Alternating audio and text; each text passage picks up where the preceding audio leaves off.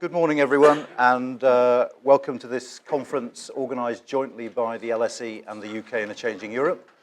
My name is Anand Menon, and I'm Director of the UK in a Changing Europe. I see quite a few old friends and colleagues here who have heard this spiel before. If you've heard this spiel before, just tweet positive things about our report till I finished. For those of you who are new to us, the UK in a Changing Europe, we're a network of academics funded by the Economic and Social Science Research Council, with the objective of making as many people aware of what the research says about Brexit as possible. So we are an odd bunch of academics in that we are funded to talk to non-academics. And we do this through a variety of means. We do it through events like this. We've got this event here today. We have an event next week on Brexit and the NHS. We have a big event on the 29th of March on Article 50 1 year on. You can go to our website and sign up for those. Look at our website. It has analyses of every conceivable and some inconceivable aspects of Brexit with new stuff going on there every day. If you find that interesting, sign up to our newsletter. We'd love to hear from you. If you want to write for us, get in touch, because we're always looking for new people to contribute to the website. That's basically what we're about. We decided this is the start of a sort of new phase for us in a way, in that we are now, we've held general conferences before, but we're now starting to dig down into some of the details. So over the next few months, apart from this, as I said, we'll be looking at the NHS next week. We've got a big conference, all-day conference on Brexit and Ireland coming up in May. So keep your eye open for all of those. I'm going to hand over briefly now, before we kick off, to Tony, who has helped us organise this, and without whom the programme would be nowhere near as good as it is. He's going to say a few words before we kick off substantively. Tony, over to you. Okay. Well, first, if I can just reciprocate the thanks to Anand and the Britain in a Changing Europe programme for allowing this opportunity to throw some light on an aspect of the Brexit process which hasn't had much discussion so far, and that is how do subnational governments, including local government in England, interact with this process. And I'd just like to say a few words about that before we go back to the first panel of the day. Because there's no doubt that one of the many intriguing aspects of the Brexit process is that it shows the United Kingdom government acting as a unitary state. That is, that all the decisions, all the activities that are now going on in this process are concentrated at the heart of government, and indeed there, within their small number of people, both ministers and civil servants. So we all understand it's a process of negotiation. We'll all have our views on how that's being conducted. I'm sure they will get discussed during the course of the day. But the process is going on in that way and behind closed doors, almost inevitably. And that being the case, it's very hard for Scotland, Wales, Northern Ireland, or any of the subnational units of government in England, London, the city regions outside London, counties and so on, to have a voice in this process, almost inevitably. I know ministers will receive delegations and so on, but actually it was intriguing to see the leaders of the great cities, the core cities, in Brussels themselves a couple of weeks ago, meeting with Michel Barnier. That's how they had to feel they needed to get access. The Mayor of London's been there. I'm sure other city regional mayors will do that too. So they're having to make their own weather. Now, why does all of this matter at the local and subnational level? Well, I'd argue for three distinct reasons. The first is, and they're all interrelated, of course, that there will be immediate impacts. They will already have started in terms of migration. Now, I know that the government's migration policy isn't the same as its policy towards Brexit and migration, though they overlap substantively. And in some parts of the country, significant parts of, say, adult social care, schools and so on, rely on migrant workers in order to make them function. In London, 60% of all people working in adult social care are from overseas. Not all from Europe, but from overseas. So the question of how migration evolves is enormously important for the provision of local services, particularly at a time when local government has had remarkable reductions to its budgets. Second issue is the economy. Now, all of you will have been aware of the leaked figures a couple of weeks ago, BuzzFeed News published, showing the regional potential, or the government's own estimates of the potential regional impact of three different Brexit options, one of which was no deal. Some of those lead to profound regional effects. And of course, within those regions, there are going to be even deeper effects in particular local authority areas. So with that in mind, and with the national economic strategy really being turned into a series of local economic strategies and plans, local government has a profoundly important role there as well in England, and of course, similarly in Scotland, Wales, and Northern Ireland. And then last but not least, and this is the final thing I'll say by way of introduction, is that when we get to the point, and if, of trade deals and negotiations, think about this. Every trade deal struck by the United Kingdom with a bloc or with an individual country will have a flow back into the United Kingdom. So an aerospace deal done with America, or a trade deal done with the United States, let us say, will have an impact in areas that where aerospace is important within the economy, Bristol, parts of the Northwest, the West Midlands, far more than in London or Scotland, say. And that's true for every trade deal and all the implications of those flowing back into the United Kingdom. And of course, it might have been possible to have had an industrial strategy that led to a negotiating strategy about trade, but we're doing it the other way around. We're going to have a huge series, if they ever get there, of trade deals, which will then flow back into the British economy very differently from place to place. So I'll just pause, I'll stop there, simply to say I'm very glad that Anand and his colleagues have put this enormous amount of effort into making today what it will undoubtedly be, allowing us to think afresh about subnational government and Brexit, and also, I might say, because we're going to hear later from John Curtis, who I see is in the audience, and others, about the way in which the Brexit vote tells us something about the way the different populations of the United Kingdom now think about different issues. So, great day. Thank you very much. Thank you, Tom.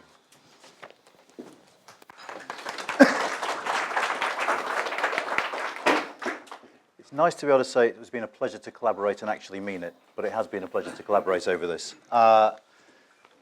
You hear this a lot. Our next speakers hardly need any introduction. They don't, so I'm hardly going to give them any introduction.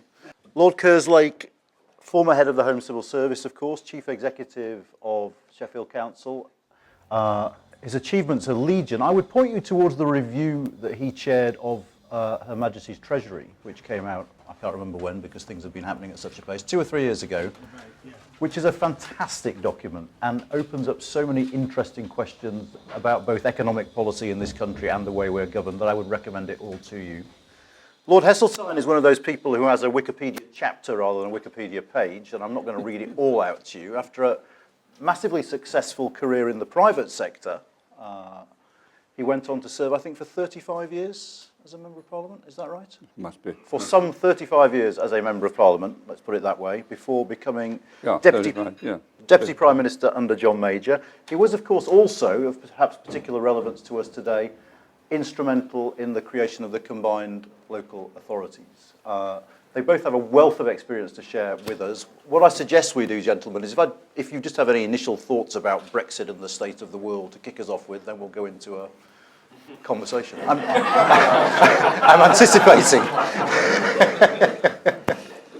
Well, Alan, I loved the state of harmony in which you introduced it, all lovey-dovey stuff, and mentioned Tony Travers in this context. I have to tell you that Tony Travers has been a pain in the butt, as far as I'm concerned, all my political life. As Secretary of State for the Department of the Environment, there wasn't a day go by without some reports undermining what I was saying and trying to frustrate the policies I was pursuing. And it was always Tony Travers who was doing it. Anyway, it just shows that life has moved on and we're now the best of friends combined in this great cause. Look, I heard also what Alan said about the need for research and exploring in great detail in every possible subdivision of thought. It's very important, it's very interesting, but I don't think it actually cuts the cake when it gets to the Bull and Bush in Bolton. And there, I think the issues are broadly the same as they are across Europe, and certainly as they are across the Atlantic. People are sick to death of having their living standards frozen. And that has now gone on for 10 years and shows in the United Kingdom, although not elsewhere, as though it's set to remain the case for some time. And if you throw immigrants, foreigners, into that mix, you've broadly got the Brexit case. Donald Trump articulates it in a different accent, but it's the same case. We was robbed, we are poor, get off our backs and get the taxes down and all this sort of stuff. It is the response to frustration born of economic difficulties and the desire for change. My principal interest at this moment is to keep alive the thought that Brexit is not inevitable. We've got John Curtis here, who is in a different league to anything I can about public opinion. But I suspect he will say that although there's been some shift, it's not a very substantial shift in the referendum result. And one of the reasons for that is that there haven't been significant events that punch you in the solar plexus with their simplicity. Although Donald Trump's potential trade war is perhaps beginning to get quite close to something that people will understand if it's implemented and if it has the consequences that it could have. But by and large, the government have been quite skillful in defusing the big potential issues. I think of Nissan and I think of the steel in South Wales particularly. But I don't think that people are following the debate about the minutiae of what Brexit actually means. They're fed up, they want change, they think they got a decision and they're going to stick with it come hell and high water. 50% of the people, the other 50% know it's a load of rubbish, they were deceived, they had false promises, and they're dead against it. And this division is throughout society, starting with the cabinet. So let's try and get to the point where we've got something where Parliament can exert its authority. I'm completely persuaded by John Major's intervention that Parliament has got the responsibility and the opportunity. Whether they will use it, of course, is another matter, but getting to the point where they can use it, either because the House of Lords gives them the platforms or because they themselves come to the view that the game is not worth the candle, keeping alive people's views that there is a prospect of ending this most damaging thing is the purpose that I myself believe to be important as these negotiations unfold. Well, Kerslake, would you want to add something? Yes, I'm going to start by doing something that Bernard Jenkins, one of your later speakers, says senior civil servants shouldn't do, which is declare my hand. I voted for Remain. I would describe myself as a realistic Remainer. Anybody who's done negotiations with the European Union on funding and things knows that it's not a bundle of laughs. But the balance of the arguments was overwhelming in my view towards Remain, and I have to say, try as I might, I cannot yet see the sunny uplands of Brexit. The truth for me is that this is an exercise in damage limitation. The only question is how much can we limit the damage from Brexit, and the truth is I don't think we know at the moment. And I think, Michael, the rubber will hit the road somewhere around October time when we have some sense of what the deal is on offer and what its implications are for this country. But just turning to the subject of today's discussion, one of the kind of, I think, unfortunate consequences of Brexit is it dominates the policy and political landscape in a way that would be quite unimaginable 2 years ago. It is incredible. I talked about a program called The Fast Show. I don't know if people remember The Fast Show. Well, there was a character on it called Jesse who came out each week and said, this week I am mostly doing. It was growing vegetables or something like that. Well, I can say to you confidently that this week I have been mostly doing Brexit. And the reason I can say that with confidence is that every week we are mostly doing Brexit. So it has, if you see, taken over our world, and as a consequence of that, big issues, health and social care, some of the big structural issues that Michael talked about in the economy simply aren't getting the airtime they deserve. Yeah. But if there is one issue that the government and the Prime Minister could advance, I think it is devolution and localism as part of this debate on Brexit. And in her speech at the Mansion House, One of her pledges was, we will do everything we can to give you control over your lives. That's one of her pledges to the country. Well, at the moment, I have to say I can't see it, and I think that's why this debate today is very timely. And a lot of the focus, insofar as it has been debated, has been about Scotland, Wales, Northern Ireland. I'm interested in England and how we can move devolution forward in a practical way in England. And so I think what we need to ask the question of is, how can the Brexit process advance localism, local control, local leadership?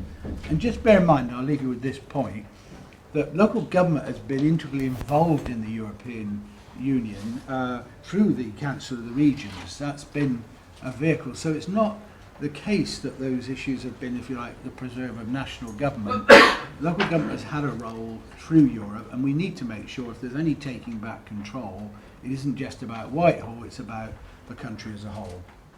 Lord Heseltine spoke in his remarks about the fact that there was that feeling of just being a bit hacked off with the situation as it was. Do either of you think that actually part of the reason why we had the Brexit vote in the first place was because there was too much centralism in this country and too much regional inequality, and actually it was partly a reflection of the kind of issues that you're saying we should be addressing now, in a sense, that actually had we organised ourselves better beforehand, those dissatisfactions might not have come up the way they did? I don't believe that there's any strong feeling for devolution in England. I think there's a massive inertia, largely driven by the self-interest of the councillors and the self-interest of Whitehall to hang on to what they've got. But it's not in the bull and bush, the conversations are elsewhere.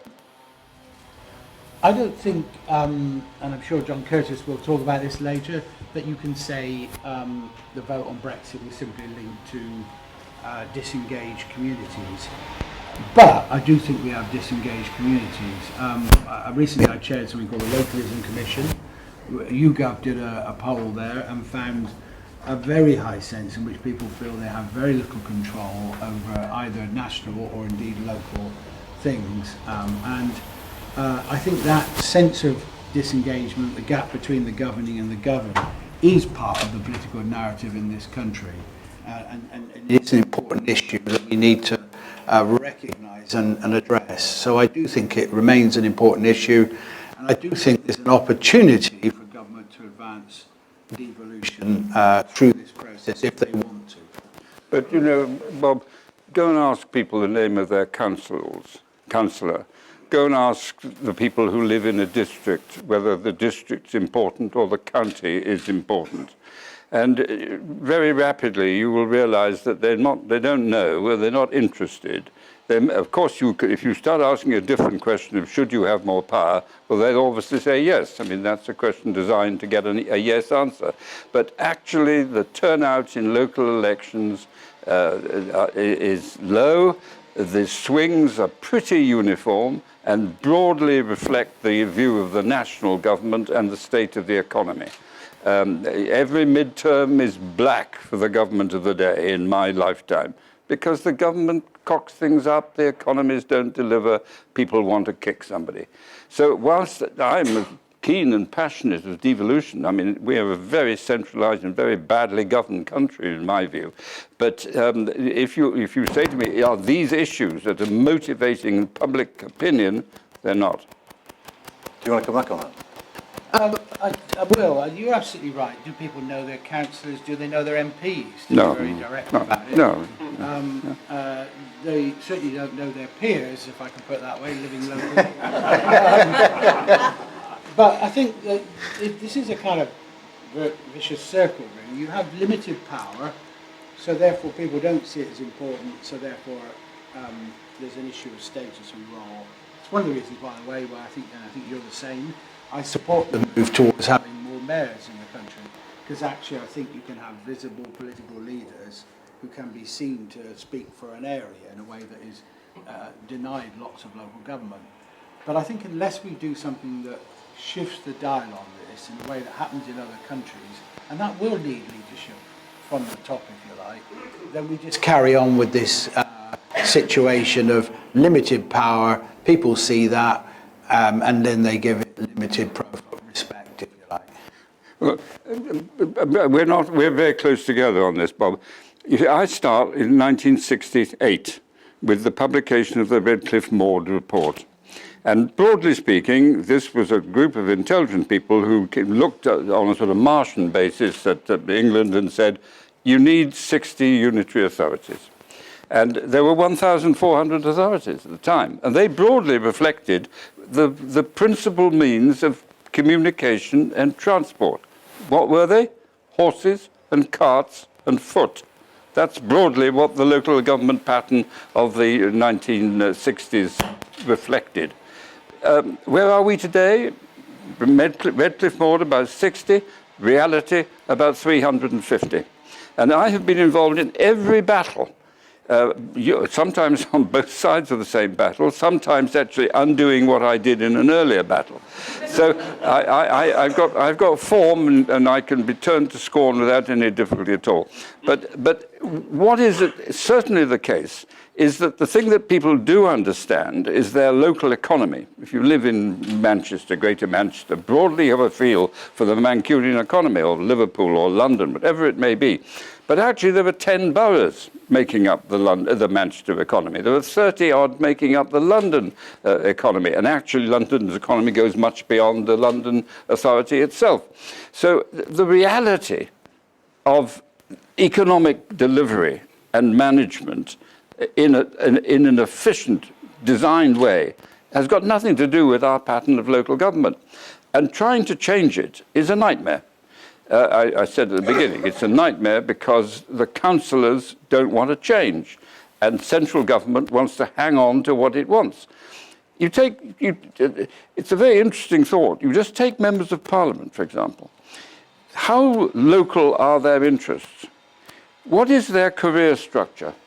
Their career structure is actually to get into the House of Commons, to be acceptable to the party in power, to get promoted up the government ministerial ranks, and then to hold the line under the threat of a three-line whip. That's broadly the pattern of advancement. And so their local responsibilities, it's very common, you talk to local authorities about their relationships to their members of parliament. It's not, oh, we're all great friends together here. It's not the way it works. And I have, well, take the other big issue today. We're going to go into a storm of protest about the costs of the council tax, which I invented in the course of the next few weeks, because bills are going up by 6%. Nobody talks about the fact that we've got 350 authorities. We've got two-tier authorities all over the place. So why not just go to the 60 pattern? And I did this in Scotland and Wales in 1991 or 2, because there weren't enough Conservatives in the House of Commons or Conservative councillors in Scotland and Wales to object. And so we did it. I created the mechanism to go to unitary authorities in England, and we've hardly moved, because the power instincts of all the players and the absence of any public real feeling about this actually preserves the status quo.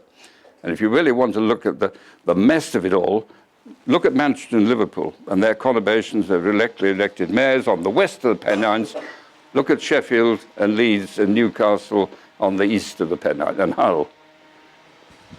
And Wakefield, I should add. In your remarks, you said that Brexit makes the case for devolution more compelling, I think. Could you explain why and explain how you would see that being carried through? What is your vision for it? What I see it is as an opportunity that government could take, and if the Prime Minister is true to her word, she should take it, which is to devolve power out. And if all Brexit does is simply reinforce the centralised nature of this country, that will have been, in my view, a great opportunity missed.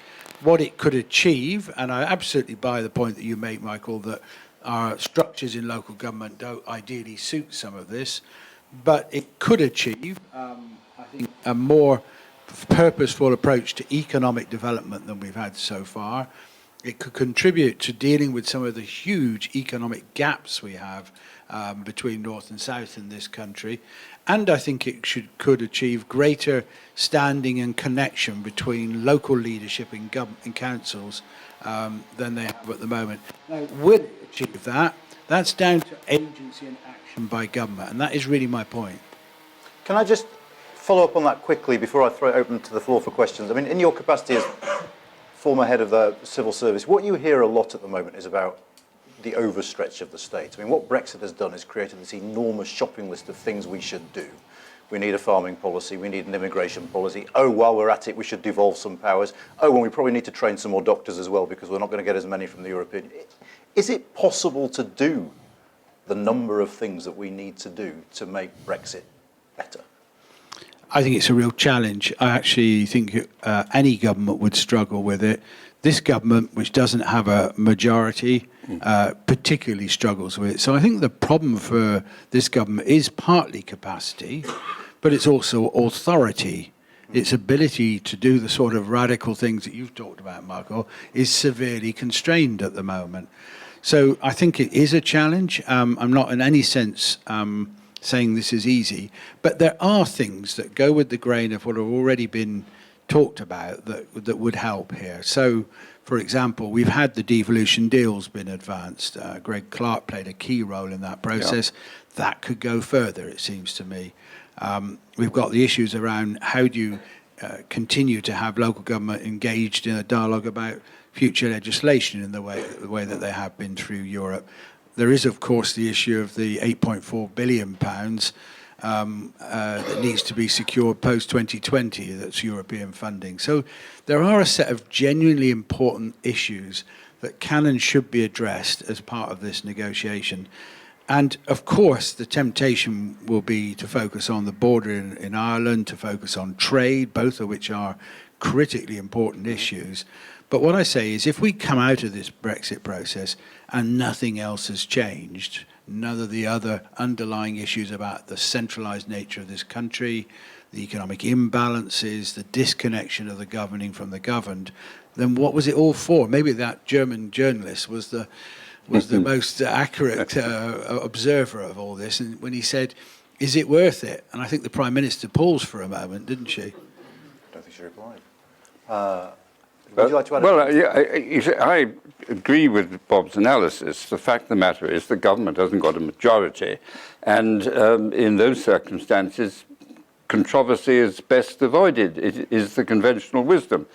I'm not sure that's right. I think that there are various issues that are so important. Housing is important, the standard of education, the devolution of skills, an industrial strategy. I think the Prime Minister would be in a much stronger position if she said, this is what I believe, because she has a lot of credibility out there. If you look at John Curtis, again, will know much more. But she has an audience for many of the things she said about the least privileges and all that sort of stuff. And I think that she may have found that if she'd used her authority to confront the House of Commons with its indecisiveness and its divisiveness and say, this is the plan, and my ministers are going to go for it, then I think she could actually perhaps have achieved more than she is going to do in the present malaise. But, of course, there is a problem. That if you go for devolution and industrial strategy, urban regeneration, you immediately confront a division within the Conservative Party. Yeah. So it's not just the Labour Conservative divide. You have a very strong debate about the role of the state. And I believe very strongly in a view that there's a partnership between the public and private sector, which all other countries I know about practice, and that we should exploit that. It's not a question of getting off your back and getting rid of civil servants and red tape. It's making the whole machine work effectively in the national interest. Okay, we've got about 15 minutes left. I want to throw this open to questions from the floor. I hope we've got some roving mics left, or we haven't collected them all here on the stage. But who would like to kick us off? Yeah, the gentleman here in the front. Thank I can you. probably be heard without a microphone. You certainly All right, can. thank you. Keith Best, I'm Secretary of the European Movement. I just wondered if both our distinguished speakers felt that this was almost a cyclical wave that we're going through, and that at some stage saner councils will prevail. And what we should really be doing with Brexit is trying to prepare the ground in the best possible way for us to actually rejoin the European Union, which itself will have changed in the interim in any event. And we're seeing that happening. Actually, it's not given much credence or publicity because the national newspapers are so introverted and so obsessed with what's going on in Britain. We don't hear about what's going on in Europe to that extent. But is that something that we should be consciously aiming for, in the hope that not only through the narrowness of the vote, but also, yes, as Michael said, very slow-moving sentiment, but nevertheless, I believe, moving sentiment, that actually in the future, as the new generation, our daughters age, for example, in their mid-20s, who are enraged at the way my generation has stolen their future, do you think that they are going to have an impact in the next few years in us actually changing our minds? Well, I'd love to reassure you, but I fear not. I think once you leave, it's extraordinarily hard to renegotiate re-entry. It's not impossible, of course, but you do so on the terms of the European Union, which at the moment would include the euro, wouldn't it, effectively? So it's hard to see how you come back from an exit. Interestingly, there is a view that says right up to the point of exit, you can change your mind and keep the terms. That's been a very clear view of those who've worked on it.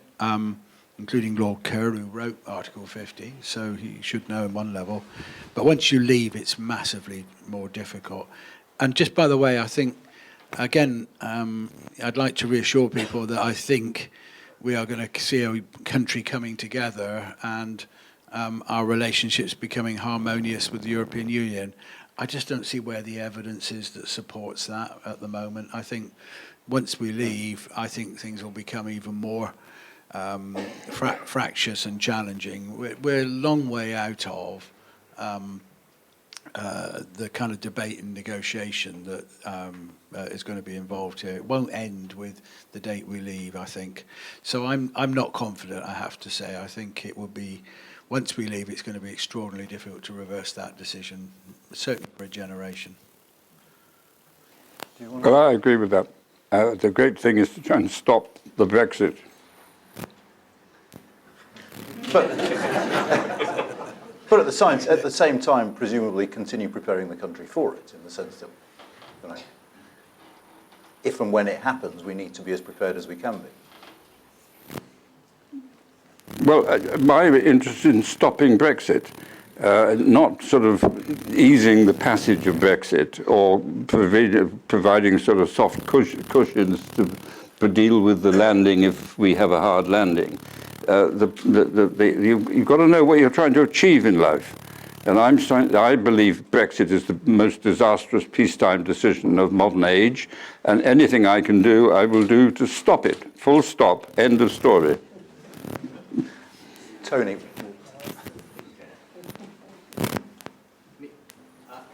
The impact of various possibilities for Brexit economically, which I referred to at the beginning, all show regions in the North and Midlands suffering a bigger economic hit than the southeast and London. London the least affected, paradoxically. So in terms of the already significant difference in economic performance of regions in the North and the Midlands as compared with London and the southeast and the east, I mean, what further steps could government take to try to avoid that further widening if these significant economic effects then fight, which, you know, we need to do all three options, you know, no deal through to lightest of deal, best of deal, all show this further widening of the economic disparity within the country. I think, for me, this is an absolutely fundamental issue. And it's not just the geographic divide, Tony. I think there are a whole set of structural economic questions that need addressing. I don't know if many people have had a chance to read the Commission for Economic Justice interim report, but I think if you look below the headlines, there are issues of balance of trade, as I said earlier, there are issues of stagnating wages, low levels of productivity, low levels of research. So my personal view is you need nothing less than a fundamental change in the approach to the economy that tries to address some of these issues, one of which is the imbalance. And you're absolutely right. If you look at the numbers, 40% or more of our GDP comes from two regions, essentially, London and the South East. They're the only two regions that have recovered to where we were post-1997, the only two, and they're the only two that compete with best performing regions in Europe. So there's a massive job here. I don't have all the answers to this, but I do think one part of it is establishing stronger local leadership of economic growth and development. And Michael's absolutely right. Getting the structures for that right is really quite difficult. Is it about big regional councils, such as covering the north in the way the Northern Powerhouse does? Is it about local economies, such as Greater Manchester or Sheffield, which are, as we know, difficult to do?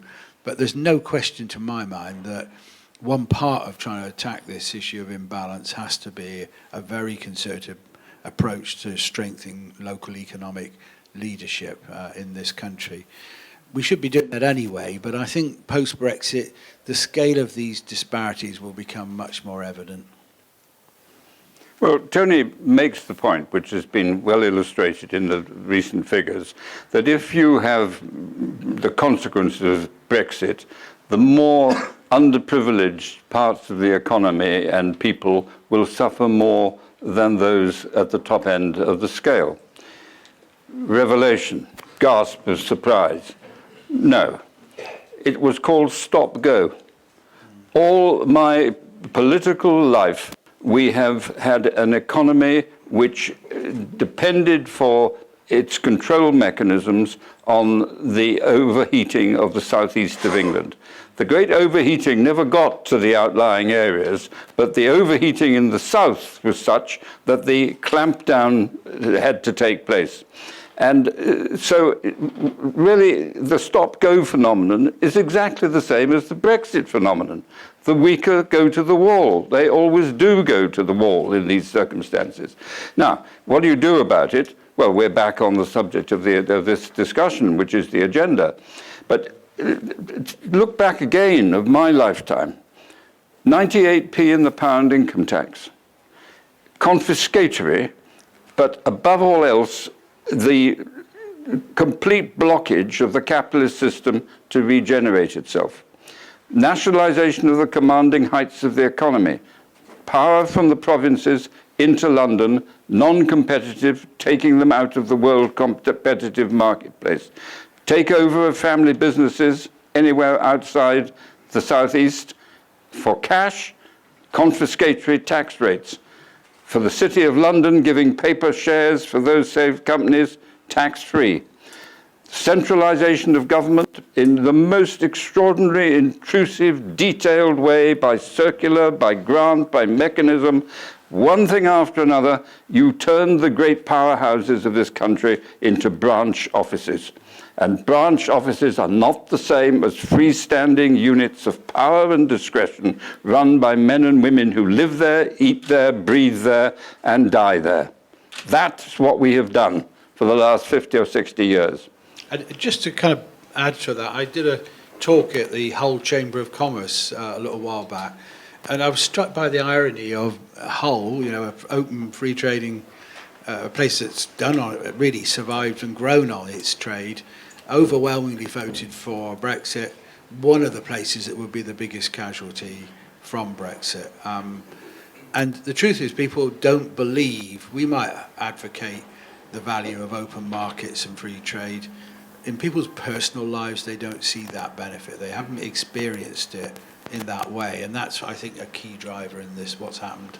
But do you think it's also partly, free trade creates winners and losers. And do you think it's also partly because government hasn't paid enough attention to the losers? Absolutely, bang on. It's the critical issue is that we've not done enough for the places that have been, both the places and the people who've been losers, and not surprisingly, they've interpreted the reason why they've been losers as being things like immigration and open markets. When I got to be president of the Board of Trade, my first question of officials was, what is our industrial strategy? We're not allowed to use those words, was the reply. John. Yes, John Peet from The Economist. Lord Kerslake mentioned the Irish border, and no doubt that will come up when Katie Hayward talks. But we have the combination of no solution being offered on the Irish border, the breakdown of the power-sharing executive in Northern Ireland, and the fact that the government is dependent on the Democratic Unionist Party for its majority. I wonder if our two speakers think that the issue can go on being fudged forever, or is it that might blow up the whole concept of Brexit? You go, you know. You may have seen something I haven't. Well, no, I think it is on the list of almost intractable issues. The border is top of that list in my view. I think, and by the way, I think civil servants see that as the case as well. And if you read again the Prime Minister's speech, which I referred to, she says avoiding this damaging the peace, Northern Ireland peace agreement is at the heart of the negotiations. But how can it be really? I mean, the problem we face is that three things were agreed before Christmas in December, only not all three of which can happen at the same time. That's the basic problem here. You can't both have no border in the North Sea, have no border between Northern Ireland and Ireland, and not have a customs union and a pretty hard Brexit. The three things can't coexist, and we really don't know yet which one of those is going to give. The received wisdom was that actually Ireland would be the ones who would be the losers. In fact, Europe stood behind them, as we know, in the negotiations.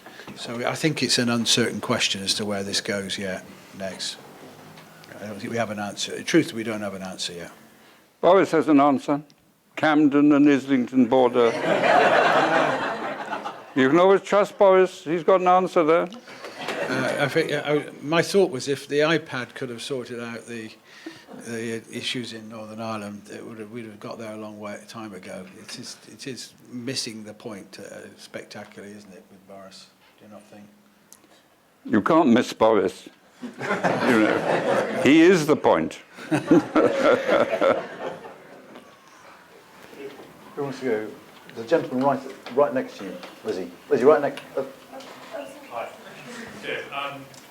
The European Investment Bank is obviously a huge investor in regional development projects and urban regeneration. Do you think access to that capital will be an issue if we don't have access to the EIB once we leave? Well, I think it's possible to replace that access. I don't personally think the issues around funding are irresolvable, actually, if the will is there for government to do so. And there will be ways in which you could identify alternative sources of finance through government. There would be no reason why the government couldn't replicate the model, in my view. The challenge is whether they will. So I touched earlier on the multi-year settlements and what happens post-2020.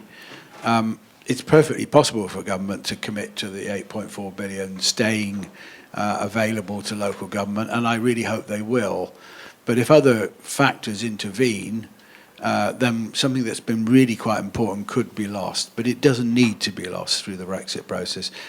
That's my view.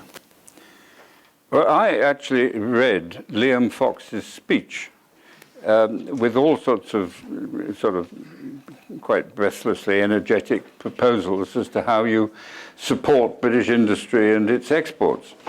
It would have been much quicker if he'd taken a trip to any one of the German Länder and work out and learn as to how they have created the most effective industrial exports machine in the world. But we don't, because for all sorts of reasons it is countercultural to the way we operate. Now, on your specific question, of course they can replicate the money. They doubtless will. from the government, by the government, locally administered by the government. And, you know, the whole of the European structural funds are very interesting in themselves, because what Europe wanted, what the vision of Europe was, that the money would go locally to create local economies at the inspiration of local people. But of course, when that got into the British ministerial civil service hands, that was not a very attractive idea. So it became the bunce for central government to distribute it as they thought it should be distributed. So it just another reflection of the way we have run this country over the last 30 or 40 years. But it doesn't need, they will, I have no doubt, replicate in some way the European structural funds. My biggest interest is, because I think that's a given, is the much bigger issue of the single pot that George Osborne created in addition to the European single funds. I think it was £12 billion over 5 years, which was available to the local authority-led enterprise partnerships in order to have much more devolution of that money. Now, so far, George Osborne's scheme has not been extended. Whether it will be, we shall see. But that was a significant devolution gesture above the European structural funds. I think the impetus that George Osborne brought to devolution has been largely stalled, in my view, in recent times. Yeah. And I'm shamelessly using Brexit as a way of trying to reinvigorate it. I agree with that. Can I just ask you a question about the devolved nations? And I suppose the question, simply put, is the devolution settlement fit for purpose when we're outside the European Union? Because it seems to me it's going to be very, very hard to square the desire of the devolved authorities to hang on to their competences and the desire, a legitimate desire on the part of Westminster to think about the internal market of the United Kingdom and preserving the integrity of that. How do you square that circle? Well, what worries me about the devolution agenda is I think it's replicated Whitehall in Edinburgh, Cardiff and Belfast. I think if you get into Scotland, I don't know how much devolution has actually gone on to the self-sustaining economies of Scotland. So I'm in favour of managing where wealth is generated and identified, and that means you go to the economies that generate the wealth. They almost invariably associated with big cities, and you give them the power to play at least a major role, not an absolute role, but a major role in designing economic policy and implementing it. I think, to go to your question, Anand, I think there are some very big unresolved issues for the devolved nations. They have a lot more ability to influence how this ends up, of course, than in England. But I think their real concern is that the outcome of this process actually takes them backwards rather than forwards. And I think the jury's out as to whether they will be able to secure and retain what they have at the moment, never mind move forward, exactly for the reason you've said. Just, Lord Heseltine, if I can just come back to you, there's one of the chapters in our report is about this division between cities and towns.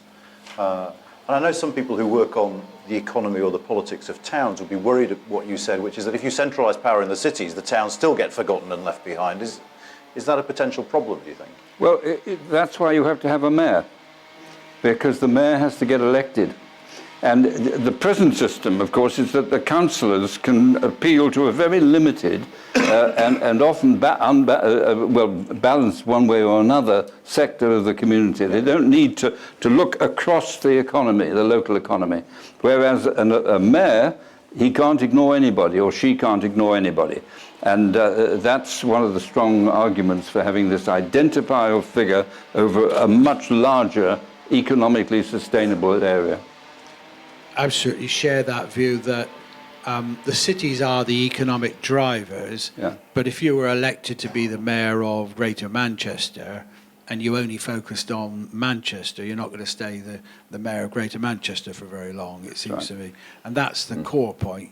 You need ways in which the political ambitions are locked into the well-being of the whole of the economic area, the city region area.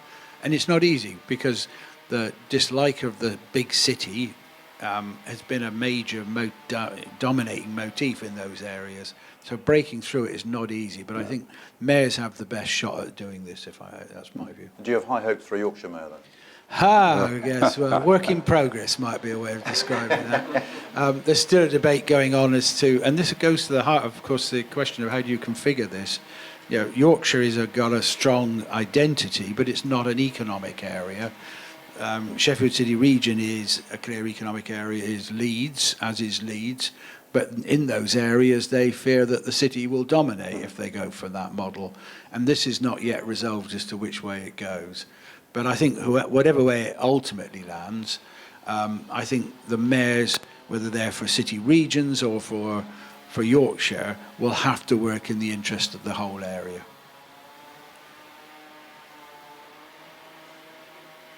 Anyone else? Oh, absolutely.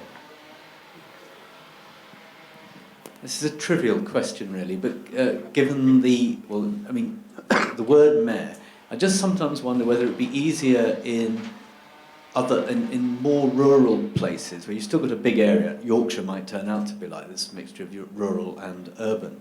If instead of the word mayor, the word governor or some other word were used, some word other than mayor, because mayor is a very urban-sounding thing, particularly when you're talking about more rural tracts and mixtures of towns. Or sheriff in Nottingham. I mean, something other than mayor. It just doesn't work in rural areas.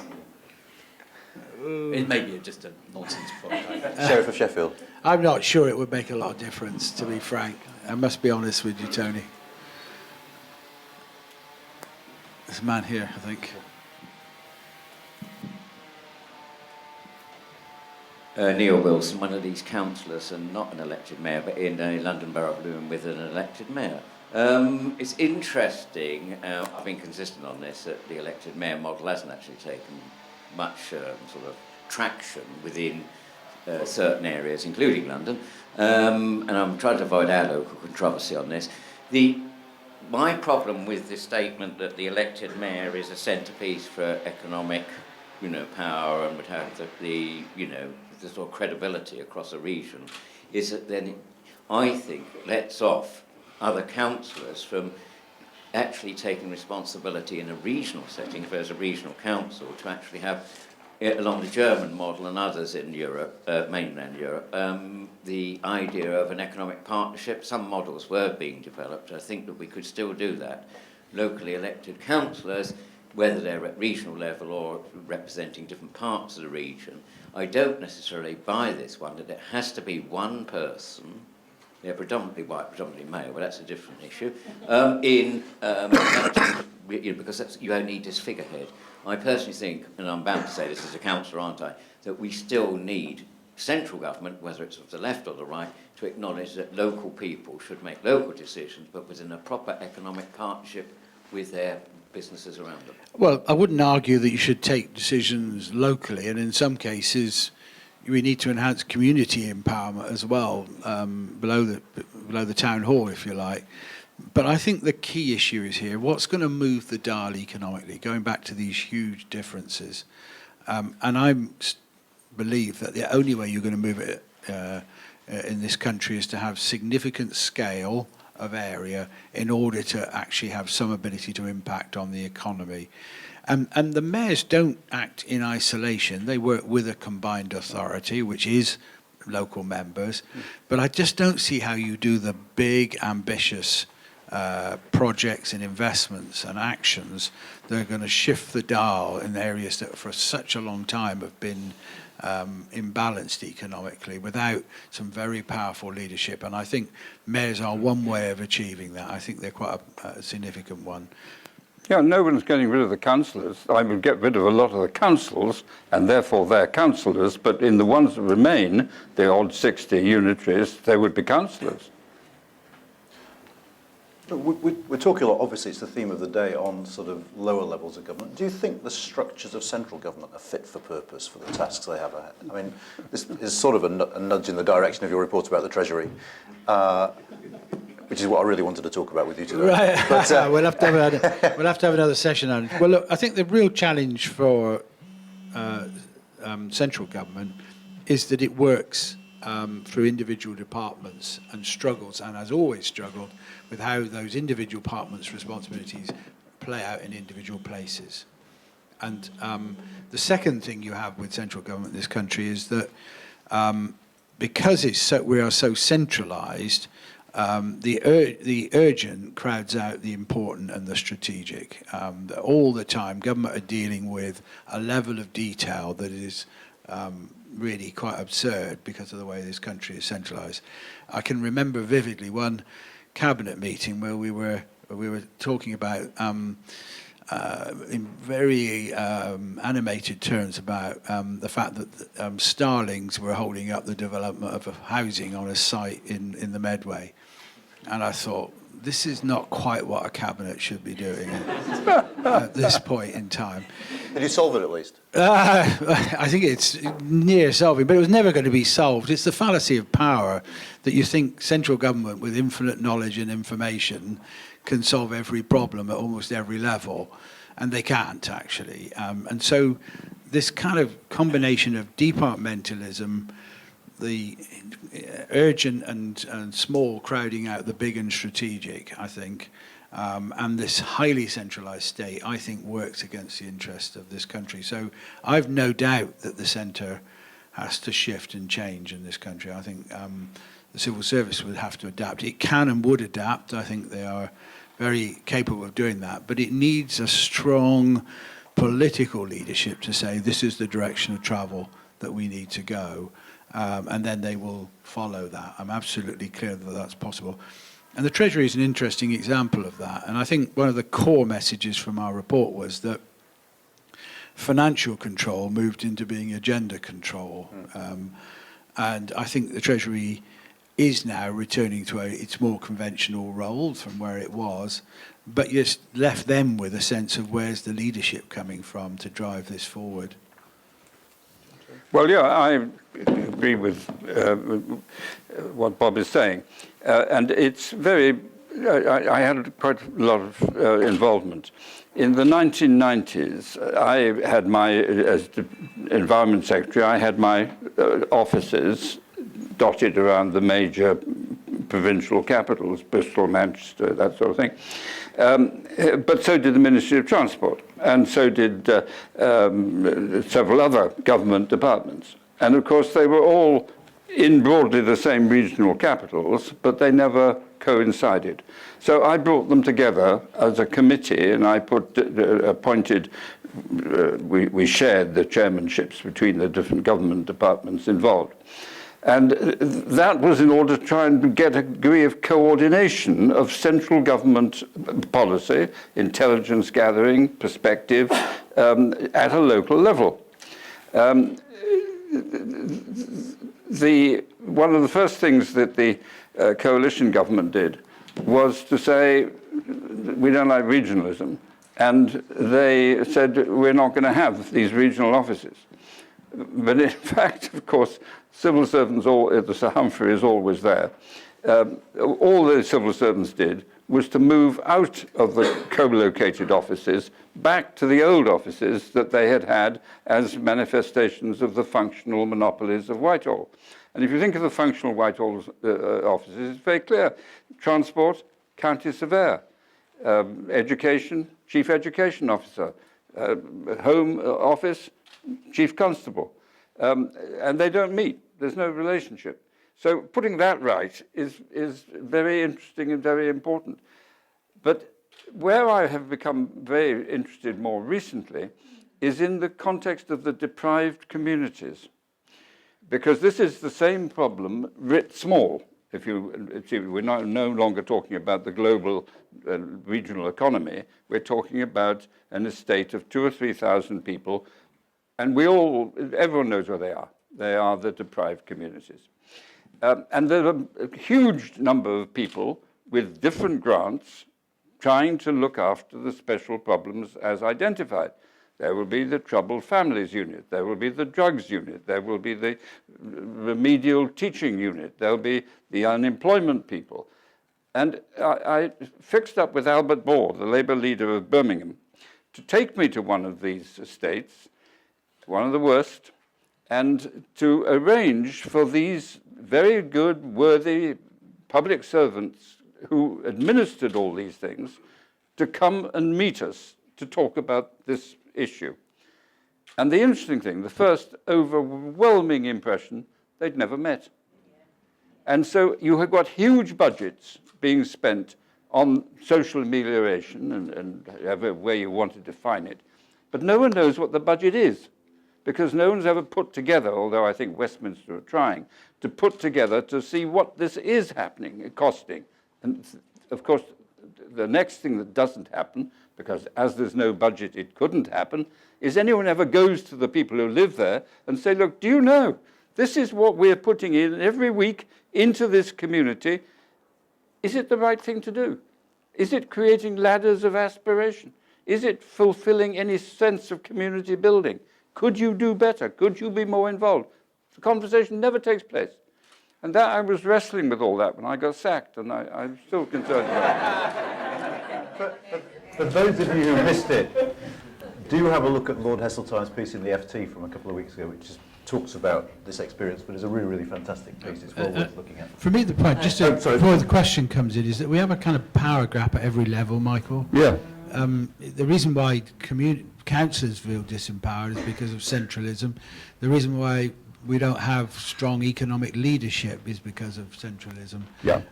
And communities don't get a look in either. So at every level we have over-centralised, and it just needs a very powerful somebody like yourself in charge who's going to move this forward. Heaven forfend.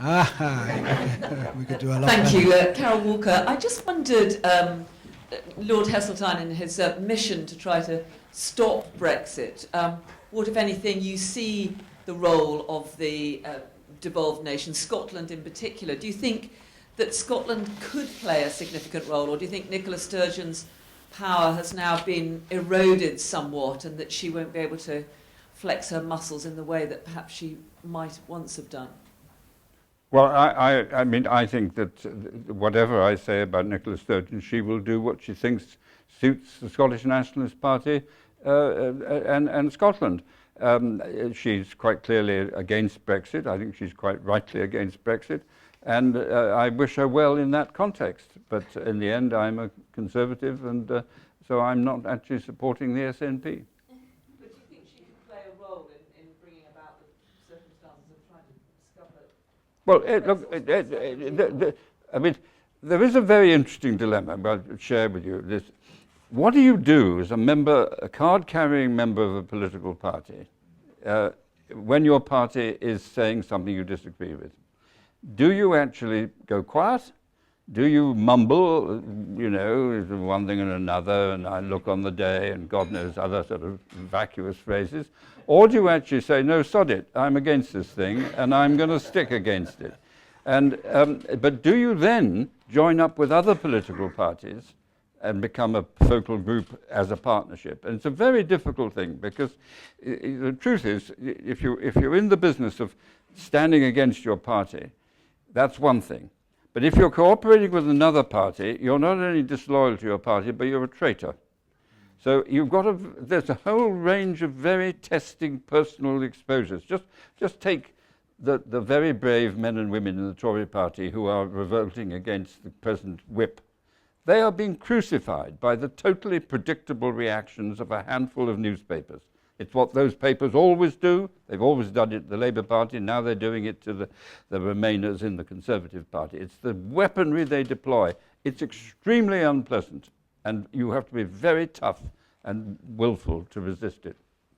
Two or three quick points, really. One of the things the Prime Minister said in her speech at the Mansion House was that she wants to bring the country together. Yeah. I don't think you're going to bring the country together if you shout down and attack people who speak with conscience and with commitment in the way that Michael does. That's not a unifying action, it seems to me. And it's been, to my mind, deeply depressing that people of your stature, Michael, have been subject to those sorts of personal attacks, really. It's really been quite unacceptable, I think, in many ways. We have to have an open debate. We have to have people who challenge and criticise on this issue.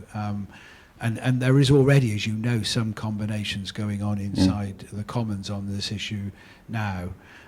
But on your question about Scotland, I personally think, like the Lords, the devolved nations might disrupt the process, but I don't think they will stop it. I come back to what I said at the beginning, that I think the rubber hits the road when we have a deal in front of us later on, and the question will be, or no deal, that's a possibility, comes in front of Parliament, and Parliament has to decide is no deal acceptable. If that's where we are, I don't think it will be to Parliament. Is the deal that is on offer in the interests of the country, or are we unable to tell because it's so vague? I mean, those are three possibilities, aren't they? And I think that's the point where the debate happens.